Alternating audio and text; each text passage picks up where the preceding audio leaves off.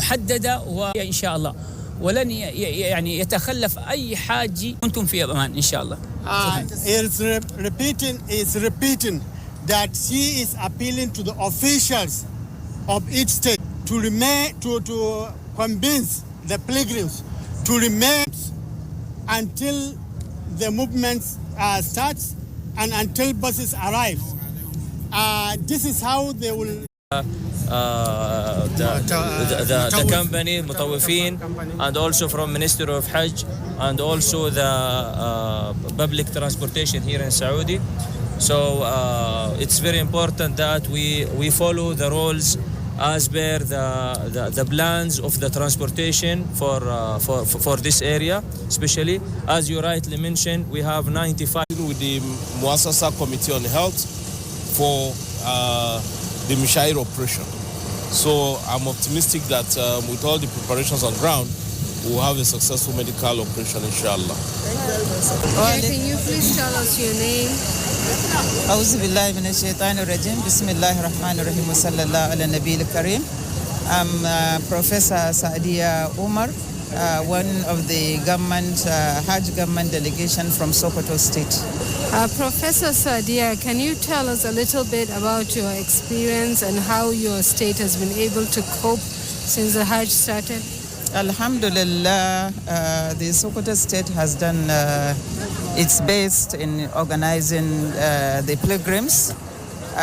We started actually with registering them as pilgrims. Then as time, comes near, we went to all the local governments, the 23 local governments.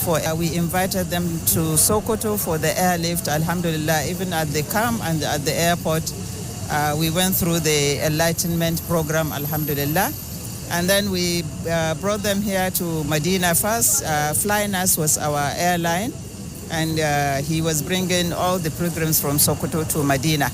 And in Medina, we enlightened them about the ziyarah aspect, and they did it very well, alhamdulillah, with our guidance. And then we are now in Mecca. Before we left, we left Medina. We enlightened them on how to conduct the Umrah, because most of them engage themselves with Hajj Tamattu. So enlightened them about how to do the Umrah, and they came and did it, alhamdulillah, successfully. And now we are preparing for Hajj. The enlightenment, they are going to be accommodated in Mina, in Arafah. Alhamdulillah, we are satisfied with the arrangement, the Saudi arrangement. We have seen all the facilities, alhamdulillah. And I think, inshallah, with Allah's guidance and help, we are going to have a successful Hajj.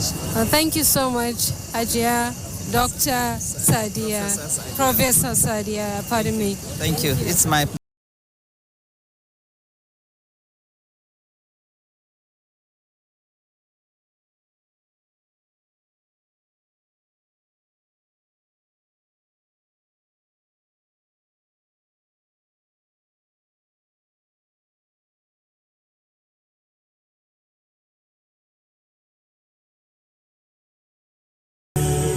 Every smile I see. Aunt was a close relative to me. She came and rescued most of the young boys and girls to come to Kakuma, at least maybe to get a safe place and to get chance to go to school in Kakuma refugee camp. And I managed to be one of them to join the group. And leaving my parents behind, and all my 18 years, I haven't able to meet them until all that period of time. Wow, that's a powerful story. And how are your parents doing? Right now they're doing great. After the moment I met with them and meet with them live life, for me it was like a miracle, because I have been still like most of the years, I have been growing up alone without seeing them. But the moment I met with them, I could not even explain my feelings. How did you end up running as an athlete? Maybe let me say, it is a long story. First of all, I can say maybe I started running when I was still very young. I have been running, let me say, I have been running away from the punishment of my mom. Because, for example, when my mom sent me somewhere or maybe sent me to pick something, every time I will just start running to get it and bring it back to her before the time reached. So I don't like punishment. So from that time, I used to run. When she sent me, I will always go very fast and come back early. Until now, when the war broke out, I ran from safety, from protection to the camp. So that means that there are so many reasons for me to run. Who want to represent the school? Because, in primary school, we don't used to athletic. So what they always do in our school, when it reach do the training tomorrow, we are going to have a trial today. Whoever win will go and represent the school. So I always find myself to join the group and do the selection. So that is what I realized, that I love. Anytime there is a selection, I will just join and represent my school. So when I was doing like this, so I used to go from, after being selected, you will stand from maybe provision, from district, subdivision, and then you reach to the district and division, then national.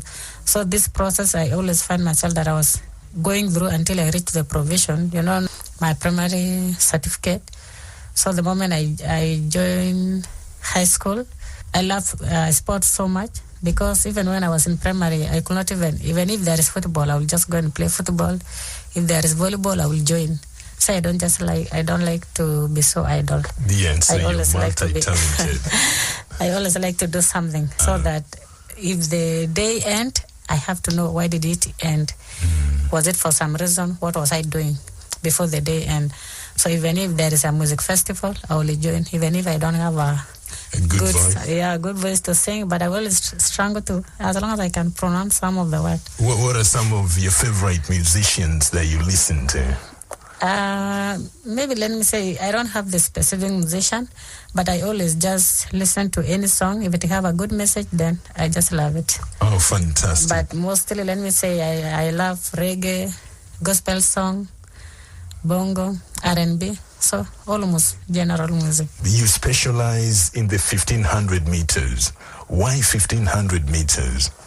The time when we were given the trial in Kakuma refugee camp for the first time by Tekla Lorupe, working together with UNHCR and LWF to select the team which was brought to Nairobi, Kenya for a training.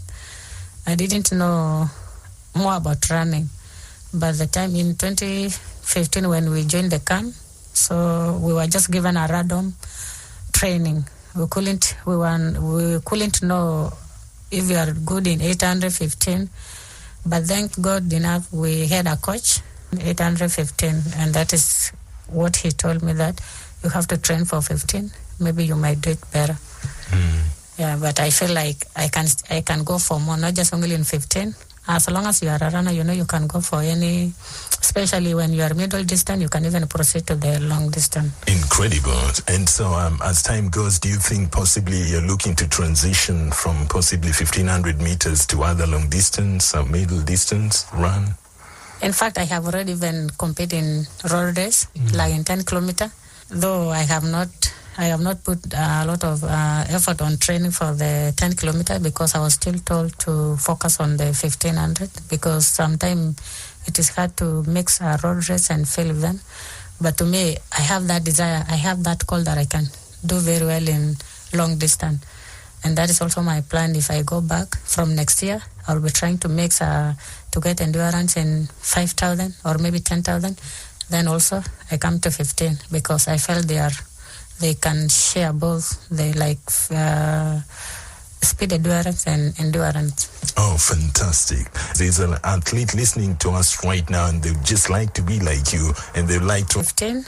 First of all, in 2014, Tekla came and organized and informed the staff of UNHCR and LWF that she would love to see people running. So if you don't mind, organize the rest so that people, they can come and run. And they pass the message in the community that whoever feel like to run, you can come, whether you can represent Congo, Ethiopia, South Sudan, any country, or maybe Uganda, just come all then I remember in 2014, one of my friends came and told me that, oh, have you heard that there is a trial? And then I told her I have no idea.